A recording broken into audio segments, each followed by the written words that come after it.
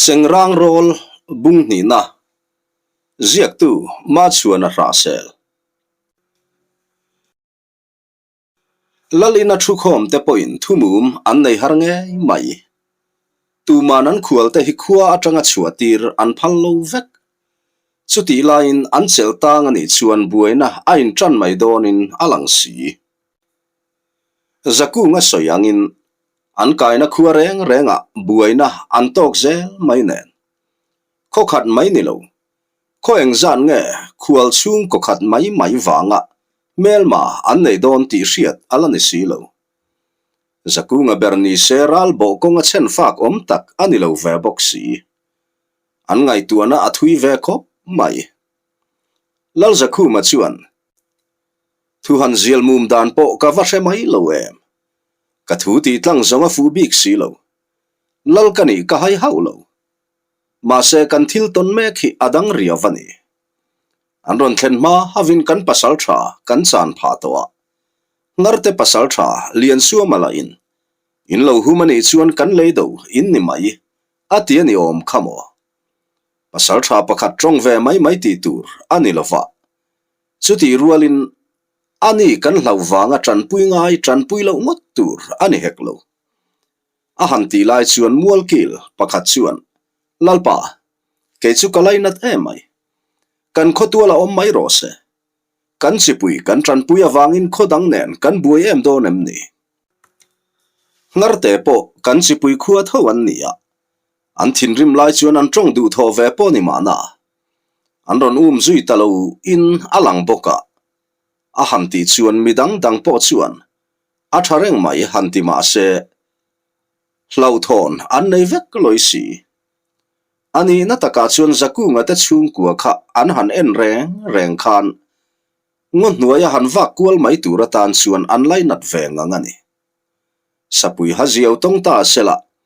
pa berni se adorom ve sia chal hleyanu ni se mei chia po nu na mai chi nu wang lai mang tur chau mel fi em mi pachel uzet chi alo nia eng tin nge zaku nga laka hian aril ru apek theiti mai tur ani hial reng ani chuti reng lai la in ngarte pasal thale an lal thom na chia an hai lova zaku ma pa te nen khotual khat an om lai khachuan ngarte nen indoor tok an ni boka an laka sual achua hau lo tuna ero rem chang alo mel reng po ni thei an chevel khodang ni se kholian lua an om lova mau chang khuala ti hian zaku man tlang danga chang ta sia ngarte lal ruma tan set hun tak po alo ni ve reng thei bok seifa khotin olen lai alo ni boka an lei do te an run hun lai le raman zaudu po a an set hun tha ani ve reng boka lal rumala in tilian chi alo ni bok nen hetian khotual mi an chuaten bong choman pan tak sia hi chuan run rem chang tak laldang te dem natur laka inven na thatak po ani ve tlat thei hei wang takhian bong chom khomual kil te ven hi aom hlia ni tu man lo don son lo an soi tak si lova chuan lal zakhu ma chuan ole kamual kil te ani na taka chuan a then ke aya kumbi tam thil thlir thiam le ril rufim zok in ni awangin ka tha muang renga lal chi le lal tha na fam chuan lo thei lovin lalna kan han chang ani maya kan fin big wang emo rem ruat ka thiam wang ani hau lo min hriat chian kha ama chuan pasal tha ang maya ngo hnuaya tei wak ve thin ralbo konga po tlan chengai bik kani lo kha mi aya ka chung nun na om lo ma se ke chuan ka chipui to phot rem na kadua zalen taka khotin om kadu chutiang bokin tu na po ka chipui ten har san na tokin kha an kamatanga kan hriat danin engwanga khatianga an laka cheta nge mo an hriat bik lo kha ngartelal lal ruma po tilung lung thin zongani hailo maila lalna rei fu lo vuan to ani awangin chutingot chuan chung ko khata wang chuan leido anei du bik kherlawang ole kan khual ta chuan ka khua om hun beng bel mai sela engemaw kan lo tok ani point tu ma kan indem tur ani love ti khan kan ro rel kan zowa nga ila khonge chin hril pain kadai ngul te in lama kap choli lungleng va hne mangu ti in an in zui chuak ta dama kap choli khohar len pui po an lo om noka kap choli le afa te tan samram put chung rei lo thei ang ber siam sak an du hlom ema an fa te po an le kang ve to boka kong le lama an chan cheviu ma se kap choli hi mei che fela lo ni boka ngai tuam em tura an ngai bi khlom lo lalle mual kil te an ron kai ta boka nu then khat le pathen khat te chuan eirel chuan lamin an chua san ta sapa tang au pa chuan zaku nga te chu ti puin engkima han hril chu zaku nga mak ti chu ameng on ani bermai khatiang khopa chanchin du om lo an nei chunga an khotuala om an phaltlat mai chu amak ve bok mani zaku nga chuan tlang au pa chu anin lal in thu chuak ani siamo kenia wang hian eng buena na sange in tong o pantur kan shelo ani boxi kan tan khoilai po hi lo omani vekasin chutiang shevek chunga kan chunga hetiang input hei chu kuan umal som na vani tin zakunga pachang meu po akhap perve soka ma se chutiang chung po chuan lau thu chu pom chi ani angem ti po alangai tu ngam lo a han in ena chung ko tan po eng ani lo nen midang tan buena le ze thlen chu adu donem ni kil khata roji kale chal hle ti ve mel chu va en le zavin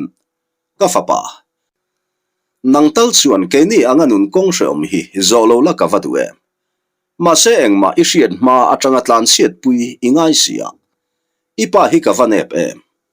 pati tlak po kanilo a han ti sapa achung puinu tlang thangi a han mel le avamak mi pa te chuan an chung puinu le fa te tan hlimnan thlena sin mo ke chuan mang an na le hlau na chau mai mo ka thlen cheu lo in tong lo ila thatu rania trio ra la te khan lo thi tamai zokila a tha zo kang mole ati vong mai chutia ril rubing zeta ain ngai tu lai chuan mual kil pakhat chuan zanria kan in lamani kho hey atlai tariawe kan trin mai donem ni aron ti tamai sia achung puinu le afa pa chuan an lo ngai chang reng to lo ni niang miang avalomom don ve tin kap choli te in chu an chua san zui ve ta hloma ngarte khotua la ve thung chuan an lal ru ma chuan ro pui in ti fe hian kan pasal thalian suama chuan pasal thalu ngot luthum akhai ta der mai tia uang tak chungin nangni hian in tluk donam le tin pasal thadang ta chu a han mel kuala hetiang ti a china wang hian a pasal tha te reng hi in ho si lo hian an in em mai ani pakhatin salian deu kap sela ka pasal tha chumi khami chuan akap le ta nangnin in kap ve theyangem ati thazen zel mai boka tlangwal te ti dan berponi kholian le hniak tam an ni na hi a hrecing ema engemaw boruak han om hleksela ui humza lekin kan poyan soinga mamo niak tam zok be te chu ui te na pu angur ang chawani asin ati mi mai zela chutiang lal nuaya tu tlangwal ma thazik luak tura be se chi an nilo lian suama chuan lalpa bong chom khuat a sokhothar bo mani se an lulul riau karing mai an pasal tha po khan ka ma che zulanga mamole a hantia lal ru ma chuan angam man chu muta ni lom ni ti chuan zaku nga te chu engtin mo a han ti zuya lian suama chuan lalpa ka soi to khamo khuan pan pui ta ni kha in lo hu mani chuan kan le do khuwa in niang ka ti zui kha an hum ngam lo topang a han ti chuan lal ru ma chuan chu tur chu ni pasal tha khual kai meu thu la tur chu duap o hi zong midang la ka chauna mai zo ka ni chuti chulal zakhu maso pasal thakau ve takani kha hailo ula wanglai mang tur chawani boka apa khuatenen an trandun chuan kantan noksak thei anni hreran hian enga min lo ngai lo fange kan tlangwal panga teliam sela kan midu te an lo humem vachian sela tun kum olen lain lulam tur po kanei lo hi atita zung mai valu pale pasal tha te la in ni e lal thu chu a tha e an lo ti mai sia chumini la chun bong chom lampan turin tlangwal panga te chu an liam nala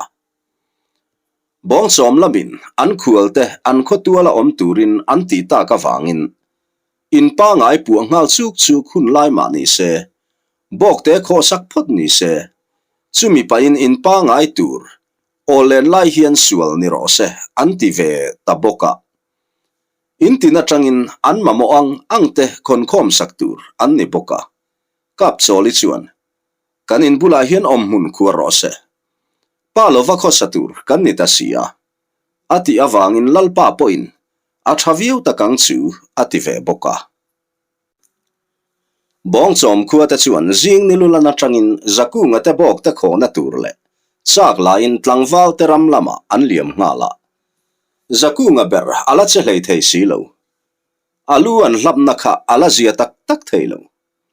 lal in azong anu amati lo awangin kap choli te in lama zok thein tlom nga ya an om na tur buai pui tu nula le tlangwal pa ho te chet la sang chu alo thlir verana valu pa in rema han ruat reng tu man an hial hau lova atluang pur mai hetiang khokal dan fu in din fel em khuwa hi khodanga omani poin atam lo viawang lalpa ber zakhu ma hi ahun laya pasal thakau ko sang va kual na sa ani awangin lala han ni ve ta ka chuan rorel athiam em mai ani tu man ning melan pulova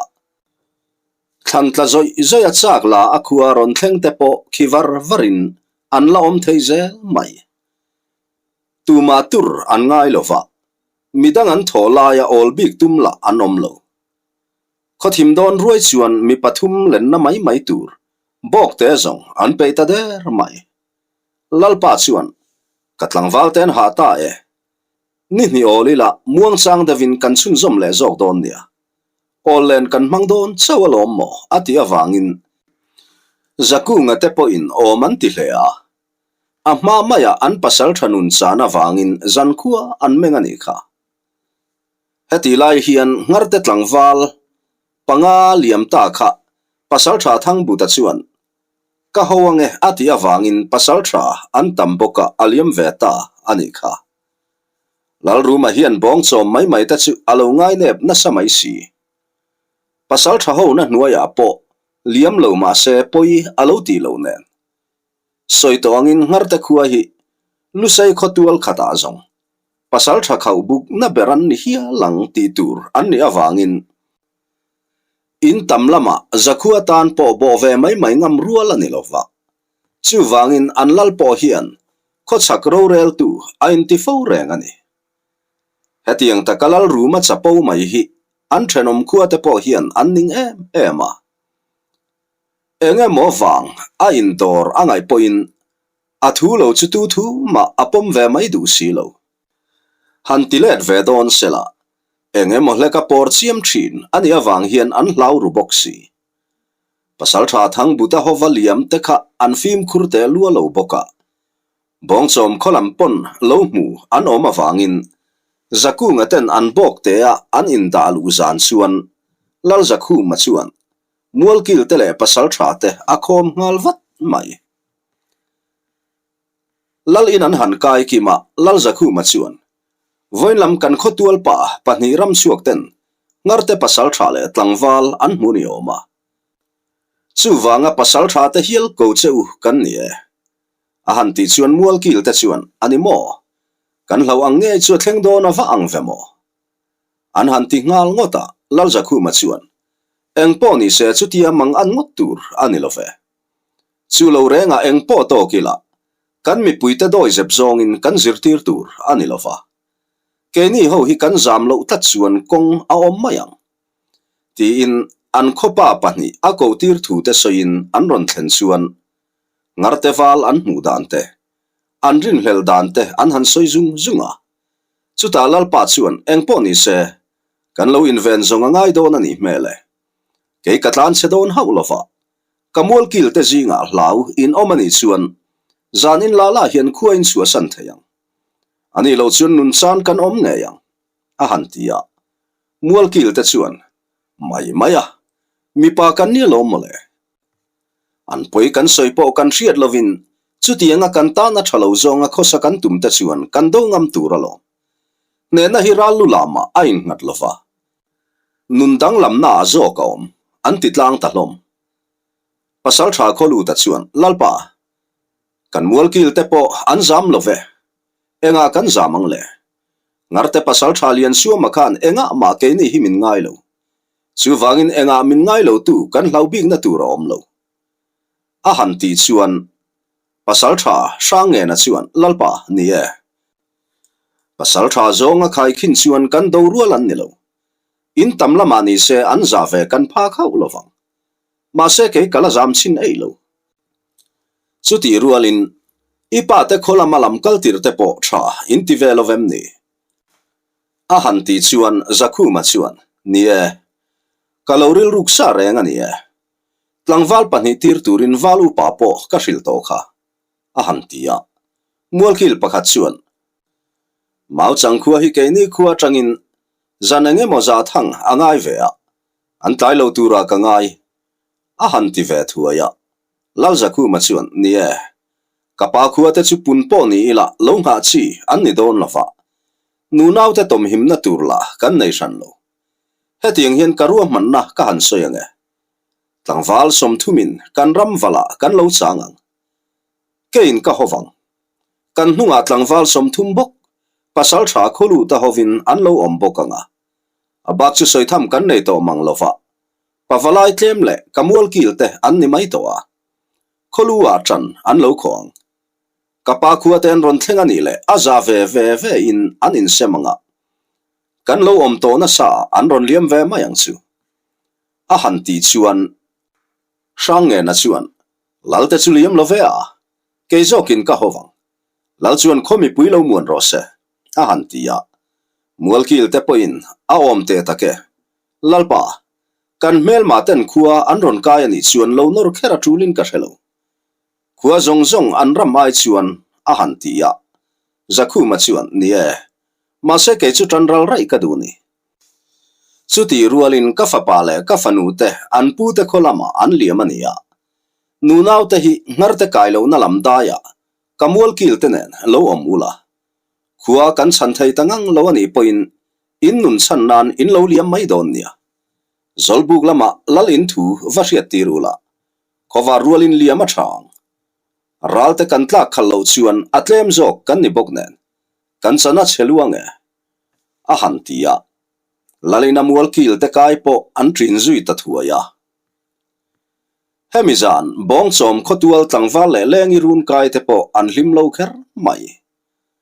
kholian lawan ni baka ral lam thu ani bok nen engkim mitin main an hrengal mai sia an lungai hlom kher mai zakunga le tlang thangi po an in niam vete a chuan in dom kun ranin keimani wangani avan poi tak em buena kan thlen le ta chu ni sia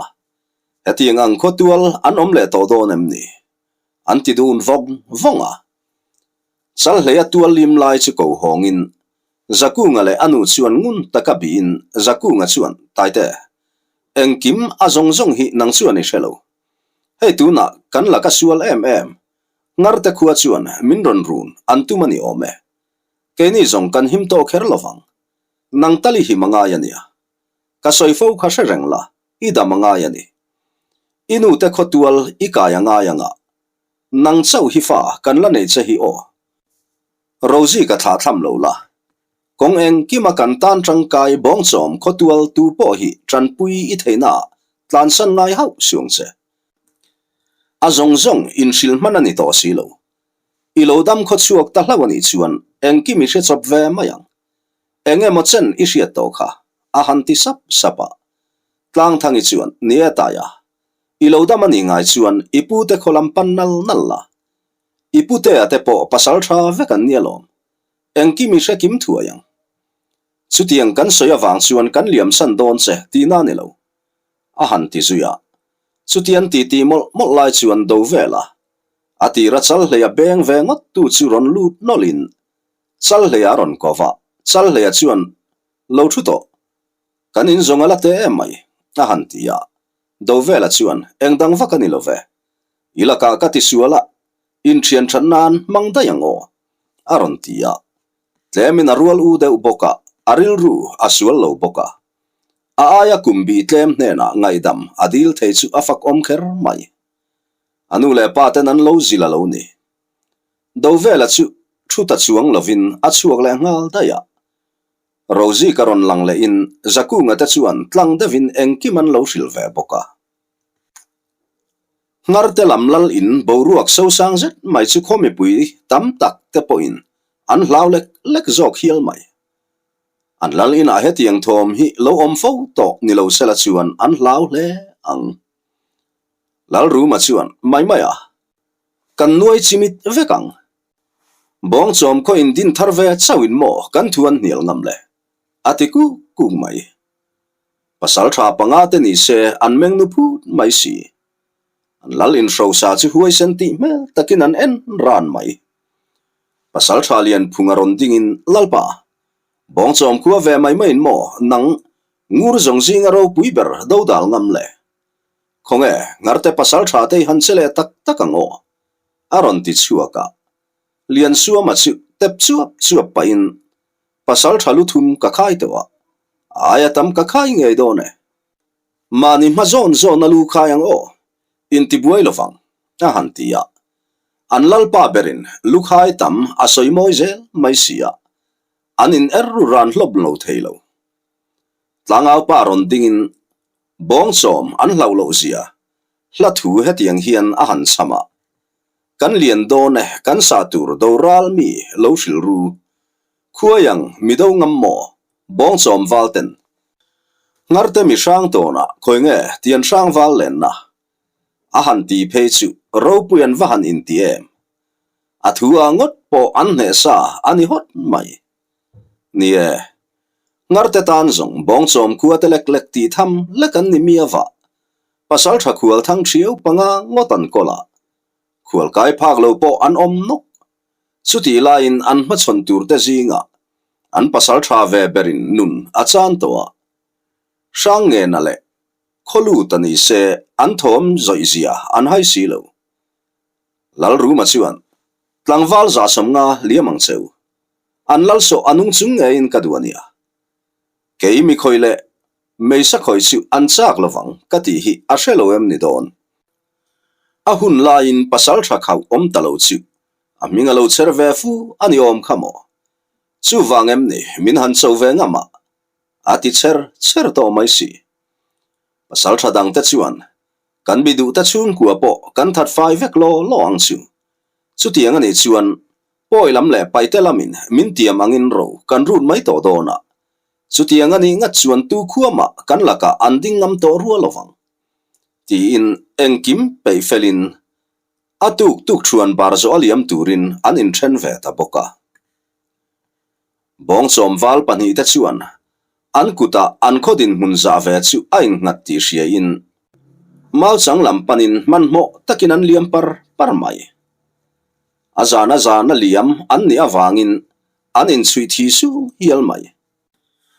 pakhat jok chuan ngoite cholok teang ka chaw tak zetani zan khat le ni khat kal zan khat dona thlen tum zong a theilo a han ti chuan a thian pa chuan kan muang chual theiania ati takna in ani po a chaw ngang mai boka ni o tuilem lok pa in handing ila ti in tuyan hanlem zoka an huam mai kalan han siam le chuan khuan masa hun ani to meti tur ani to an han pen le tran chu an chak le kher mai ma se van duai na hi zong akal lak lo to hi chuan athuang ze kani ome chutian pen hlok lai chuan an mani lo ve reng tu alo om reng chu ni in akal masazok ahan tlu kut rual chi achuan an lama sapui tuai zat zot aron dok zok mai anung zo kakal churon zuan fuin siam lek sa ma ni se chutiang be sei an ni lo boka alo inveng man hau lo mai sapui poin atum taka se fu chi abik lovin adara asea thanglama anu khazui mi mai arak vona chutiang taka thian tena tur rak han puilo chu lu sei wal te tan ti mi ni heklo thian pa lo zam house o tia a thiam lekin a han tlan thazui ve a chutianga hlau hau lovaron pan tu chu sapui poin asa se lai thain aron zuana ma se tuma fu bik lo eng an nei to si lo zan thim nuaya zong sapui a in an mit alo thalo zong nen sapui lai na se lai chu enge mo changin aron hnuk le ze mai si a thian pa rak le thot zel chu hrema se a thian pa bula thlen man si lo wawang khan a thian pa om na tak po a hra theilo a han aw tura a thian pa chuan o chaw takin kal mai ro a han tia ma se kalsan mai zonga tumbik lo tunge mani kalpui hetiang din muna ding liam san theyang lo zam su khoi ange om a han ti vele a chuti lai chuan sapui chuan a thian pa hloka tak aron se ta chat mai a thian pa ke in le a khong ri dot le a thori bor chu ria in a han tol le deuh chu sapui lo ngur chur chu a thlang te mai alo ni reng mai khovar tur van varon kang chanin sapui na thian pa hloka tak alo se han mu chi chu a thina van rim khere mai a i chak lawang tia dok zokin chuti lai chuan sapui po aron her zoka amilulak chem a han vaile aban le lam thip zok chu ain rual khop mai sapui po hu dotin atol liam ngala hlataka chuan atol haulo abana tanga thisen ron luang zoi chu han thleka aban bul nuaya chia asek zo na sapui tin hamna lo thler thladui chu melin athinarim kher mai a han hoi kuala sapui thoma om talo boka a thian pa chu han pana alo la phu uya a hloka changle sapuin a khoina changa thisen rondir chuak zoi chu mel ranin ava poi em ti bak engma soi theilo a han thun noka sapui huat na lian tak anei zui ngal a thian pa le chara mureng a mel ran mai lai chuan aban ron na ta em chuan ron ti har zokin chaw thei kanilo ti a dingin chola han sata a thian pa cha khu thuaya alu hai muaya aban na em chuan atur ut mai boxi kaliam sanang seo mindem hle donani hi ma se kan khotan kaliam angai si ti in kala han siama nia san view to lai chuan apen le rualin thanglam hoin atlu zoi ta nok mai engma hre zui lovin oi tlana chuan lulam thanglam hoin alet nga maya kholama ni se pasal tha sang nge na chuan tlangwal som thum liam puin anram walchin hun rem chang taka anin zar pharverana sange na chuan anral thu mai baka muzuk fe panga theu akol tir farbok chutiang bokin an khuale sange na te inkara kholu ta ho mi som thum bok an om veran bok ngarte lam ni se an tamna samai si thompon di mem lo an rindan taka bong chom khuata hi an laka lo chengam turin an ngai hau lo pasal tha panga liam po ngai lovin shelo ma se lulak tam in vekan ni poka an vai liam tanen an thom ngot po pui takani so nu herani meu chuan ngarte mi sang te po an liam thui to khom mai sang nge na chuan an thang ruama ngarte wal ron lang phok mu chuan azam kher mai ma se nauten an lang mulo boka zam anga omatum hau lo anaute bula kir thuain ole bong chom walte theina lan hun anai ta e zam hau lo ula kan mel ma te chu an tlem ran lo ni in kan omna akal pel rual vel chuan an ron thleng mayang a rualin kan fei kan chuanga mi som thum kan fu kim chuan an tlan che emang ti in ama ngei po ralla bolo ani na lo langin azam na samai si ain thunun ram zela an thang lam thom an han shatran chu bong chom wal ta chu an hoi ta ra mai an thom re nga an in tam hlei bok e mani an mau fei chu vuan ran hlomin an bula la ngal mai thei turin adang an da sa ran bok ngarte pasal tha te hian bong chom khua atanga hlalu tuklova ei rela zan rei lamanor antum khania an kaldu dul mai an kalna chin mau kung te chu sele lo plopin an nuile hak zel boka an ron nai zela sang nge na chuan ka silai rig rualin oniang zam hausu nia khat point kan tol don ei lawania kan khotan kan chung te tan ani hria ila kan chakmaya mau changwal te po an om to tura nga yang u a han ti chuan anau te mel ngui bar po aron parvele deu chonu thlang her fe nu chuan ngarte mi sang te po an ron lang chanta bong chom wal te po an in ring to hle mai chuta le an ron lang ta nuala engma ngai saklovaliam mai an ni awangin an lo hoi zau hau lo chuta le sang nge na chengrang chu a han puak ta dot maya ngarte wal pakhat chu leng lopin chuti rual deuh thaw chuan ngarte lama chuan mau fei aron dok thata puat mai le natuar treri ron suakin pasal thalian suama chuan amai mai chuan ti in an mazon naite ache sap lama chuan a chengrang a han met puak ve dot maya chuta zong bong chom wal te po dar hakin pasal thaton hrian nga to fin na zong an chelmol lo chuta le ngarte lama tanga chengrang han puak le zot chu bong chom lam chuan an chel ta hau lo mai pasal tha sang nge na chuan bong chom wal sa le ral ma kan zam ngai lo bong o tin alulak chem le feilekin aron dok ta puat mai ngarte wal pakhat chu a han sa tre thota ma se midanga khoi man hau lo adar uai no pin an ron sa zui tamai chuta le phung velan soyang main ngarte wal an ron sim tak mai chu bong chom lam chu tlan darin an let zui top mai zui to kan oma an chakle sir lam dewa in sa thum ok te pachang na tuar tre roi ta chuan chulai mun chu alua khat ani taber mai ngarte pasal thate nan naute an han ko khom le me chuan bong chom lam wal te damre nganom to lo an ni lam po tlang wal som chuang an lo in lo ve man renga atira khan zam ei lova mau fei kho chuang ni se chuan hei aya taman that nge yang liam tuar pali an oma wangin pasal thate chuan pakhatin kholam lo pan pui ula abak zong kan liam zelang zan rei lam hun po kan ngak lovang zo fel lo ang o chuti rualin kan kaltur an shelok ve miawa thom chua to hau lo turani ti in an liam zui le mia mai kholu ta telam chuan an thlang la fe anatur rak vong thom chu an revele zau thina anin hlat deuh boka avai chuan an chiang theilo naute anin kan thian te nen an in tong tange mai an hla hau to lovang khothim hlima emo lenglen hun tira emo an ron thleng manang in ring rengin oniang bong chom wal lal zakhu matlang wal ten tlan chetura nilo a han tia anin ring thap to mai bong chom wal mau changlama liam ta po naurual chachum hun oma har hlolin alu hai em chu han thing nokin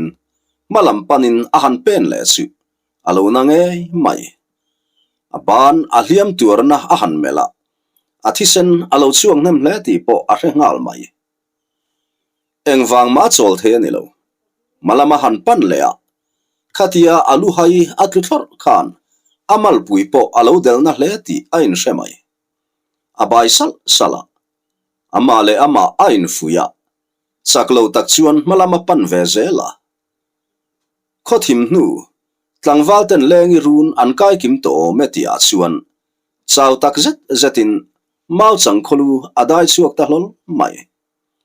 lalin pannal nal tu te ma se achaw ma wangin in nai bera a han tlulu titia chumi te chuan lo buai puin ani chuan ngarte lamin kan khuamin run an tum in puina kan be se ania man mo po ngai hleang ati ngal zung zunga akhur zoi zoya amit sul to mai akai na pa chu tho vatin kha lo buai pui thuai ula khoi nge lalin lam kapana ngai ti in atlan tanal nala reilo te a lal in atangin lal le mual kil teron langin chu pa chuan a soi ngai soi lein lalpa man mo ngai hleang ati thei tro kani mai ataksa an han en mai poin engtin nge aron thlen thei anti hial zok man mo taka in ko khomin tlangwal som sari chuang te me chu an pasal tha hovin an tlan liam ta ngal chu ka bong chom wal chu bol puin en kol ngal thuin ni khuwa a hre to lovin bol pu po abedong rukher mai heti mek lai hian ngarte khowal te chuan kholu ta te lam an lo pal tlang fel vele chia to bok kholu ta te nen an in ton lai hi chuan khuwa athim to hlea ngarte lamin eng an ron china in bong chom lamwal te hi an tlem ve boka mi som ni don chu an laka tluma se an tang zo ngang lo ngarte pasal tha te la lukhai tam tum tareng reng bong chom wal liam tur nun be sei awak trok te ban lo pharve ngoi te chenin an sa zui dop mai sia lo tlo me mo in ngarte wal thin rim laka omzia anei lo kholu ta ero anaw pakhat nen liam turin annaw te bula an tluve ran mai annun an san ta anga in an khoi zui lem lova ma se pasal tha do khara chuan engzan ngen ni te reng han the khom te u a han ti chuan an han the khom na lama kholu ta zong alo la nung reng ti an han mu chuan ngarte wal ta chuan an saron si mai anaw pakhatero awan nei ta a thian te ruang chunga an the hlawa wangin a chedu ei lova ataksa ani se thisena luan na sata wangin nun achan ve an ngai ta hlavani mi som thum an ni thu an soi chuan do khara chuan kan thanga mi te kha som thum bokan nia chutiang ani chuan kho chunga po ti tham anom to lovang a han ti zui ngota ani po ni ve reng bokani mi som thum zinga pakhat chia nun nei aom ta ti na ni ani berla zolbu kai himte mai alo ni boka ma se he pa te hi adang lam riawa zamna reng anei lo akhur ei lo boka ralla bolo ani awangero in chanala thiam lo mai ti chau ania akuta tanga thalfang chuak khan ngarte wal pani athal manani kha ngarte pasal tha te chuan ole kan be seilo athleng le tatlat mai zanlai kan tum huna zong khuwa kan kai man tho thowang tlem tol leila tho khan la te ila kholam kan pan don nia ti in an mi tha te ruang omna tanga muam danga don liamin solzai an rel taria an mani lampo in hliam an tam ve khop mai an be seilo takin bong chom khotual te hian an lo be ngam tlat mai hetiang taka poile paite lamten thilpek an tok tarawanga mani chipui khuaruna nunna tam tak la tu te hian engtiana le rap thak tak la tur veng mole nge ne na changin an ding changzel zokang tuna nun an lak ngot po hi rap thak tak le lusei hun masalama zong soikai berpol ani to don pasal tha do khara te ni se an la uang zoma mai nen ne na changa choi moi na no pui dom lai hi chuan ro pui ta hle a in ngai po a ol hle aniang tuna an mabak an ngai tu la in an tlangwal zong an laka an tlu to ti an hailo boka anin show sana sa in set dan tur an soina sangang mai mau chang pasal tha lian khamale doro ta hovan han tlan liam nu chuan bong chom lal fa pangur dola sen ruale mo chau chuan kapu enga min liam tir velo kapa te ka ngai tu asin a han ti khara lalngur kuala chuan taya nang zong irula nowe chu lova ngarte khua sokholian tak an ni awangin ka pasal tha te thlen ma in khua po an kuta awm man mai theya ipa nun hial kan chan thei bok nang tali dama tula lom min hanen la kela kumui thato lam kani hi ipa aya rorel tur nangi omlo le zel zong arem lofe nangin laltlangi changanga kholian tak iladin ngayang chuti huna chuan kan laka diklo taka chet la te zong inor tlom veang chu ipa ni se mi huai sen tak ani awangin tlan chiat ai chuan atop thlen adu zok ngayang a han ti chuan lalnu point atupa chu ron muan ve vatin enga nge mo mani chi le chi in run kan chin em mai chu o muang ten lengila ram zavila chidang te point an hlau tham kan ni do na sin le a han ti dam thlapa ngur dola chu in seruin kapa emo kanu emo an khoite chuan an nuam salo kherang a han ti ve chaka zanlaya han thlenga ngarte pasal tha vong turale thang buta chuan calcium angu kan na zo felila ha damin zu kan domang chule bong chom lal zu athume anti kha a han ti chuan midang poin ni e ti in kalan han siama zanlaya pel hnu lok chuan bong chom khua an han thlenga khua re in zanlai ngang ani boka ma se ralin anron bodon ti resa khua an ni awangin are turan ngailo ma se khua are ema pasal thalian suama chuan lalin laman tom kho maningayang in hal ngal ro ti in chak takin lal in lampan dulin a thenin in an han hal ngal zela lal mualan thlen meu chuan khomor in pakhat chu a al lian view to rengani an be sayang nge in lal mualan han thleng chu lalin kai trena chun lal zakhu male mual kil baka tlangwal paruke motur chau an lo om to lian suama chuan bong chom lal chu ichana chaw ta hle mai ka soi to kha zakhu ngata chung kwa in lo humani chuan kan le do in niang ka ti kha ka soi po poi salovin mo in lo huma khoya nga zakhu ngata chu a han ti tuara lal zakhu ma chuan mani chi puizana le laina na nei lo pasal tha le lal chu an tluang reng don hau lo ve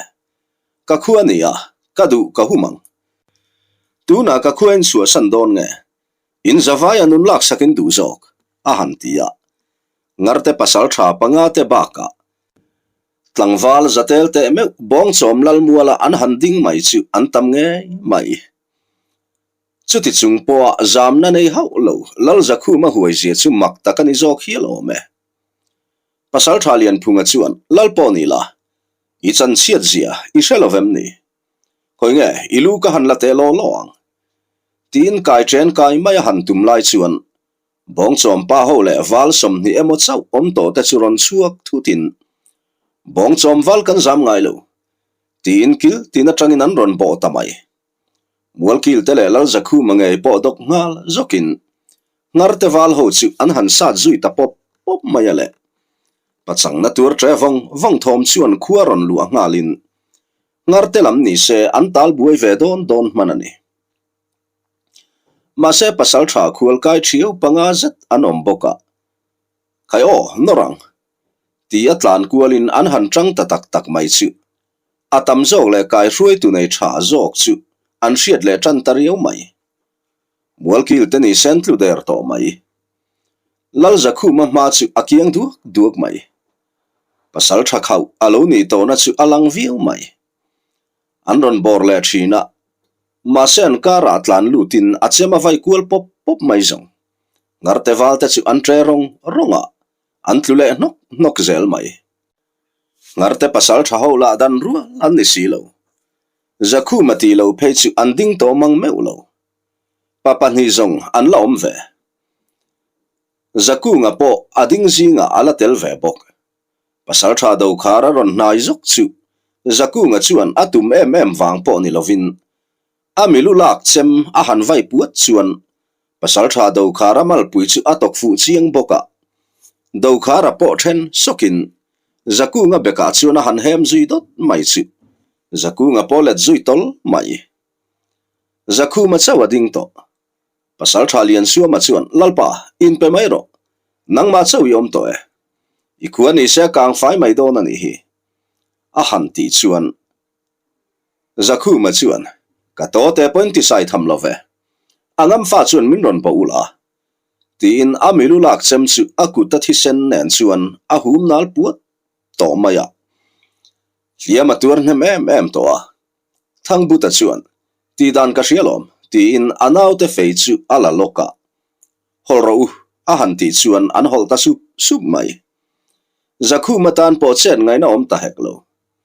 a to pa zong a chaw lu tukle a hliam na sataka wangin atluta nok mai lal ru ma khan anung chung ngein ka duwa tia wangin rang takin an lakiang ta thuaya mel ma ding tur an om talova ma sen ron bo fu ema wangin tlangwal som thum don an chan ta ve tlat hial mai pasal tha te po hliam tur lo an om bi khek lo an han dinga ruang let pheng phung mai chu diriam takin ngarte kholaka hriam in choi ngam ve mo in chan tur chun sa om sia ngarte kho poi soi reng bong chom anga ti zel tur ti in an au dual mai heti lai hian dai lama nu nau tele mual kil pani baka tlangwal paruk ta chuan an khuwa kang ti an hailofa ngoril jok panran angai ti pon hailo man mo takin kalan han siama chal hele rozi ka po dovela tenen an liam ve naka ma se ngarte pasal tha telunga la oi thei tlat lo chuta le vong turale thang buta ho ta chuan an ron tamai an ni nu nau pang le tar chia tenen an lo ni boka an ron nang ching ma kher mai an tlangwal ta chuan an lo dang ve sa soya ma sen dang rei lo kher mai vong tura pasal tha azonga poisak nei lo bera an soi hial chuan nau pang an ni emo tar chian ni emo achemina hol phak chu katlan che in han ti khanglan tina vai thal mi mai mualkil pani ta chuan khur zoi hian ban pharin zangai turin an han nge na ma sengen tu te pani lu chu vong tura chuan dim na tel hau lovin asad wai zui nok tamai chuti lai chuan tlang thangi chuan pasal tha vong tura beka tak aron vom char mai vong tura po pai dorin a beka tanga thisen ron nam truam khoi zavin nang mo ni le a mi pa po hlau na nei lo nang nia wanga hetianga chet la kan ni i hrelo em ni ti le tlang thangi lam panin tlang thangi la in nang pasal thate nom lutuk ti pain akuta lungkeng chungaron pan ve in vong tura chut tuma aban a han lek chi vong tura chuan lo her sanin tlang thangi lu thon hlok chuan a han vai zui mai zong an pia thing bul phe na tanga lo mureng tu chal hle chuan kanu aron ti tuara ma se do vela chuan a karon hupin thang buta chuan anau te shokin ulaman vekro nau pangpo chuan ngai lo a han ti chuan do vela chuan tlana nga han tia anron nai to nen chal hle chuan katlan chengai lo alo ti mai si do vela chuan a han pot zoka ma sen din na alo rem chi alo bok nen chal hle chu an thlang lama lumin do vela po atlan chezui ngal thuaya an chaklam tlang sang panin rozi ka po anu kap cholinen an liam ve naka rozi ka khan khatia an ron nai laya an tlan dar vak lai khan chal hleya amuta haulofa chutiang bokin kap choli poin tlang thangi amuta lawani kha an tlan dar na sat ema wangin himtura an ngai ve top mai khuwa han wara vong tura poin alu chu ana tikher mai an mi tha te ruang chu an han en fela nau pangpo an tamin tar chia po an let phung mai an lo om na kha zol ve de umani se an tlan dar na oi tlan alo ni ve poka o ya ruang in nai tak le in hlat fe athal nu chu mu po a re om ve khop mai nau pangpoi soilo luke huam mai te tar chia eng tiang point ti sela an poi sak tham ei lo tur mai thi sen bual kha veka an hantlu an mu zat chuan an ti nge ma ni se ngarte wal la nau pang deuh te chuan an lai nat ru hlom kher mai atiang em chua an tiril ru ve hialani ma sen pasal tha pani lain tuna zong kan khotual pasal tha zinga ra lukhai tam ber kan ni lot lakang an ti du lek fangsi ani kholam ni se in kang anasa boka maupuak dot dri po aring hle mai bong chom khu ani se khothar chan ala changin in le achak reng an la ur hne lo boka chuti lain mei puya achan chuan a ala na ting mai si thang butale anaw te chuan an hnu te an han chui nona thang buta hian an thang kor kam thleng lo dewa mi panaw pang thi ne na let reng chu muma se nun chan to anga in aliam san ve mai bok an mi tha bang mi som ni vel chu kholama hruai kirin khotuala ni se an lal zakhu ma baka mi pathum nun nei an lo la oma chung zong tenen chuan an kholam pan puin an liam ta hloma ma se ngarte pasal tha te hi pasal tha ton hriat nga an ni zia aron lang le thuaya lian suama chuan lian phunga hovin tlangwal somin khuwa han kai le ula tlandar kholam ron pan an om le nge yang salain rot kai don nia a han ti chuan lian phunga po chuan ni e kaloril ruksa ni chu ti in kholam panin an kir vele ta thunga lian phunga le a hoten bong chom kho in kang lu lai chu thlek ranin khai enteu solaya bok te so akang ve haulo nia a han ti chuan makti fu in an entrap mai anila taka abul mai hlalua lovakap choli te in po akang fai toa chuti laya zaku nga te in kang ve ei lo chu amak ve rengani katia lian suwa matan khuwa an suwa santa ka khan zaku nga po ruang let rum kara chuan abek thi truaman the tel ve ni kha an mi u mani shema se lian suwa ma chuan mak tak main anaw pakhatin hei zaku nga ruang tia sa maya hantum kha khai atok anun kan lak to nu thi to ruang ku thla ka tul love ative khau mai kha nia an liam ta ka khan zaku nga chuan nun ozo nga lo la chan hau lo mai ama del tu ruang pani chu nam tolin luhai bur chuan a han thova a han hoi kuala ni khuwa thelovin alo om ve bok nen avai ruai mai maktakan in kang mi alo chu mu in a thei anga chaka kalin a chunga lutin ei turan nei a thei tok la in dai lam panin aliam fel chi atia lian phunga te an ron lang vele ngalani chun zom zel tur